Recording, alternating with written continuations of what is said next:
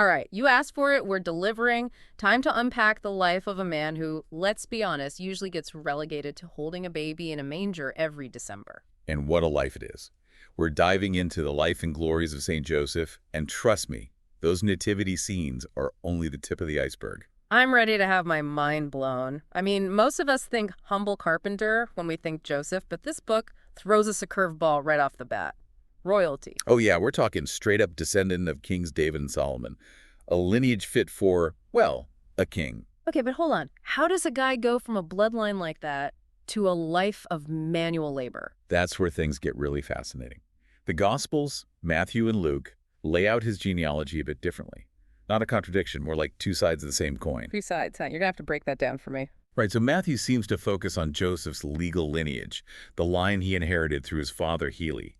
Some scholars think this Healy might even be Joachim, Mary's father, if you can believe that.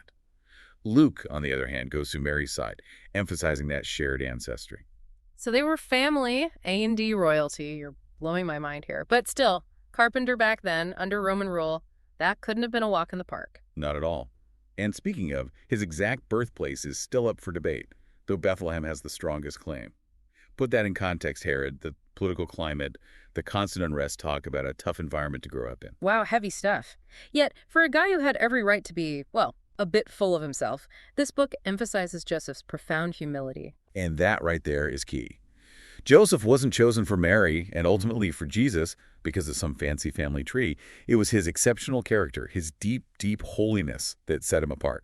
God saw something truly special in Joseph, huh? Absolutely. And this is where the blossoming rod story comes in. It perfectly illustrates God's hand in choosing him. Picture this. A bunch of men, all eligible to marry Mary, they each present a rod at the temple, hoping for a sign. Okay, I'm on the edge of my seat. What happened? Joseph's rod, out of all of them, bursts into bloom. A clear, divine sign. Wow, talk about a God moment. Makes you think, right? What can we learn from that kind of intervention in Joseph's life? And maybe even in our own? It's a powerful reminder that God's ways aren't always our ways, but we can always trust in his plan, even when it takes us by surprise. You know, we talk about miracles, but that blossoming rod story really makes you think about all those behind-the-scenes moments in the Bible, right? Absolutely. And when it comes to St. Joseph, nothing is more behind the scenes than his relationship with Mary. Talk about an understatement. I mean, imagine being in Joseph's sandals for a second, betrothed to this incredibly devout woman, and then she's pregnant with the Son of God. It's mind-boggling, isn't it? And the book really dives into Joseph's reaction. Not anger, as you might expect, but deep sorrow. He wanted to divorce her quietly, right? I remember reading that. That's always struck me as kind of odd. It's actually incredibly insightful. See, the book stresses that Joseph didn't doubt Mary's purity. His instinct to step back came from a place of profound reverence. Like he was saying, this is way bigger than me. Wow, I never thought about it like that. But it makes sense. He recognized the divine at work. Exactly. And that's right when the angel appears to Joseph in a dream, just like with Mary. This time, the message is all about reassurance.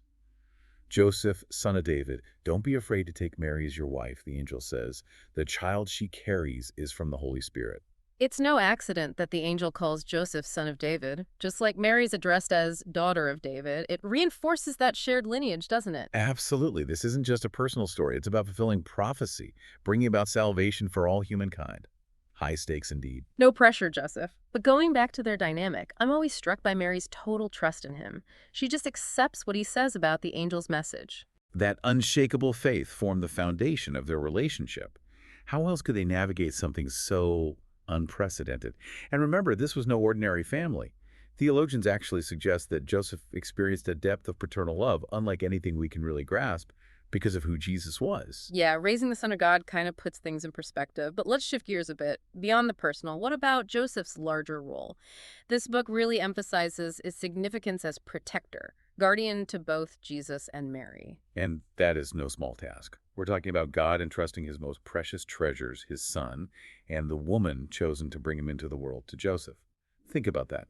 A human being chosen over all the angels for this crucial job. Talk about divine trust. God clearly saw something remarkable in Joseph. Exactly. It was his unwavering faith, his quiet strength, his humility that made him perfect for the role. And remember, this wasn't a life of ease, leading their escape to Egypt, providing for them, even teaching Jesus his trade.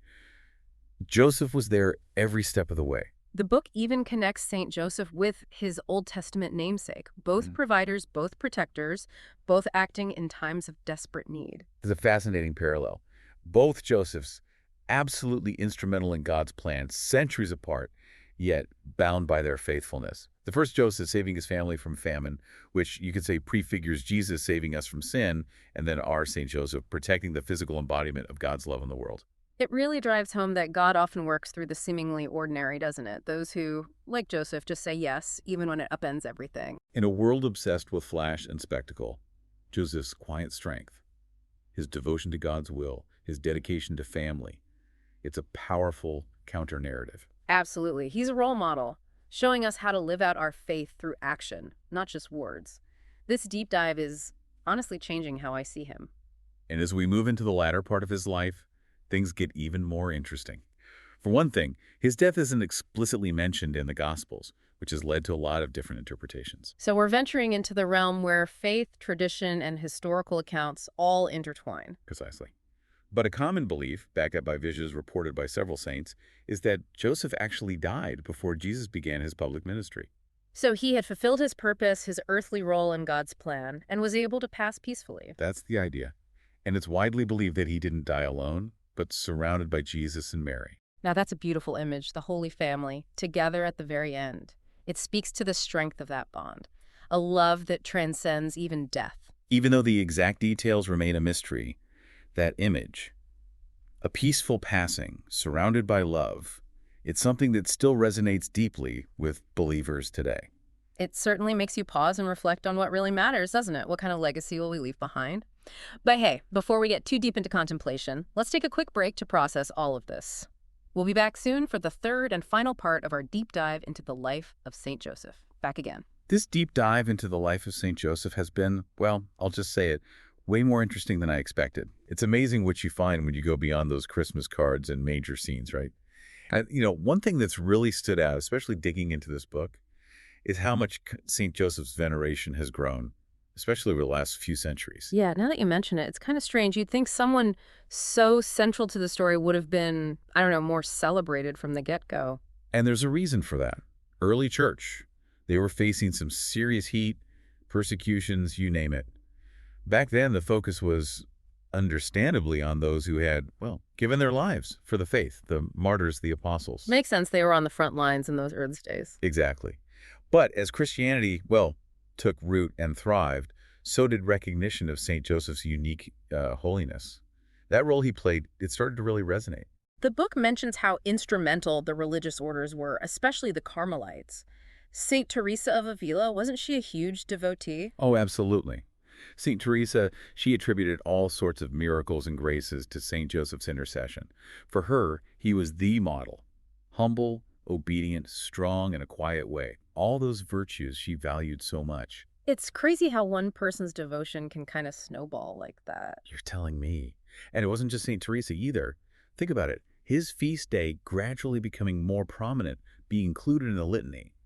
All signs of that growing recognition. Yeah, those are big deals. Those weren't just arbitrary decisions. Not at all. It reflects this deepening understanding of his importance. People realizing his intercessory power, that desire to truly honor him, not just as a footnote in the story. And then, boom, Pope Pius IX names St. Joseph patron of the Universal Church. Game changer. Talk about a promotion. Right then and there, he was officially recognized. Powerful protector, advocate, not just for a select few, but for the whole church. So we're wrapping up, sadly. But here's the big question. Why should we, in the 21st century, care about this guy who lived so long ago? That's the heart of it, isn't it? Think about what he embodies: faith, obedience, humility, that quiet strength, trusting God no matter what. Those aren't just dusty old ideas. They're timeless. Yeah. And we need him now more than ever, right? Preach. It's like with all the craziness in the world, all the noise, St. Joseph's example, that quiet strength, finding peace in the middle of chaos, it's relatable. Exactly. He's like a walking, talking reminder. True greatness. It's not about being famous or rich. It's about those small acts of service, of love, of staying faithful day in and day out. He's like, hey, I gotcha. Life's messy, but guess what? God's got this. Trust him. Take that next step. Couldn't have said it better myself. And let's not forget, this is the man God entrusted his own son to. If that doesn't speak volumes about St. Joseph's ability to intercede for us, what does? Powerful stuff. I gotta admit, I'm going to be looking at those nativity scenes a little differently this year. Well, folks, that wraps up our deep dive into the extraordinary life of St. Joseph. We've barely scratched the surface, but hopefully we've piqued your curiosity. Exactly. So until next time, keep exploring, keep asking those questions, because who knows what amazing discoveries await. Thanks for joining us. We'll see you on the next deep dive.